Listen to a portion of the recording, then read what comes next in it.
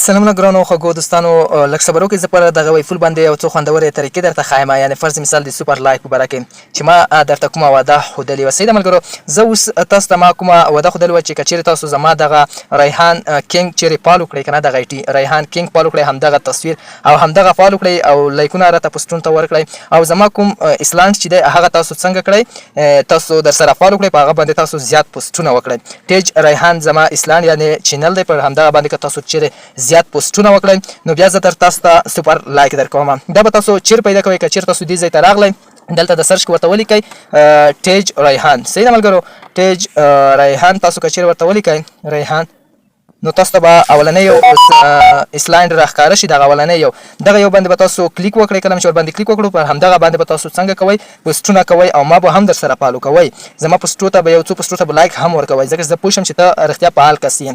نو ټیج ریحان ما تېره ویډیو کې هم ویلي وو، نو زه بیا څه کوم، تاسو ته سوپر لایک درکوم. صحیح ده ملګرو، نو یو کس اوس ته زه اوس سوپر لایک ورکوم، دغه بالکل زه فالو کړی یم، زه هر وخت ما تعقیبوي، هم پر یوټیوب او هم پر دغه وایپول کې هم راته کمنټونه کوي، پر وایپول پوسټونو باندې هم په چینل کې هم راسره ډېره مرسته کوي، یعنې هر وار دی ما تشویق کوي. نو زه اوس د دې کس ته زه 15 سوپر لایکونه ورکوم. که چېرې تاسو دغه 15 سوپر لایک ګټونکي شئ نو تاسو ته هم 15 سوپر لایک درکولی شم. نو زه اوس راځم، زما سره ګورم زما سره څو سوپر لایکه دي. شاپ ته راځم، کله شاپ ته راشم سوپر لایک بټن باندې کلیک کوم. کله مې چې سوپر لایک بټن باندې کلیک وکړو تاسو کتلی شئ 26 سوپر لایک همد اوسه هم راسره دي. ما سره څو ورځې بعد بیخي زیات و، ځکه چې ما اوس نیم خلکو ته ګفټ کړل چې هغه ورسره ما ته پوسټونو خوند راکړو. نو اوس دغه کس ګټونکی دی 15 سوپر لایکه ورته لیږم، ګفټ کوم. صحیح ده ملګرو، اوس زه راځم، تاسو به همدغه طریقه هم زده کړئ چې تاسو څنګه سوپر لایک کسانو ته ورکولی شئ، او دا هم زده کړئ چې سوپر لایکونه مونږ چېرته کتلی شو، په شاپ برخه کې کتلی شئ. نو زه اوس دې کس ته راځم او سوپر لایک ورته څنګه کوم، ګفټ کوم. صحیح ده ملګرو، زه اوس د هغې کس اکاونټ ته داخلیږم. نو ملګرو همدغه یو سوپر لایک ورته ګفټ کوم. تاسو به سوپر لایک بټن باندې کلیک وکړئ. کله چې ورباندې کلیک وکړو بیا به تاسو ملګرو دا 15 کې دی، دا به تاسو زه یو ته کومه، ځکه چې ما بل یو کس ته 15 سوپر لایک ورکړي وو. تاسو به دغه ځای باندې کلیک وکړئ. کله چې دغه ځای باندې کلیک وکړو نو یو سوپر لایک به څنګه شي، ورته ګفټ شي. نو یو سوپر لایک ورته ګفټ شو، تاسو کتلی شئ یو سوپر لایک ګفټ شو. اوس دویم یو بل سوپر لایک بلې پوسټ ته ورته ورکوم، ځکه چې ما ته کوم پوسټ اوس خوند راکړي هغه ته ورته یو پوسټ ګفټ کوم، یعنې یو سوپر لایک ورته ګفټ کوم. نو ملګرو یو ورته دې ته هم ورکوم، سوپر لایک بټن باندې به کلیک، یعنې لایک نه به کلیک وکړم، پر همدا ځای باندې به کلیک وکړم.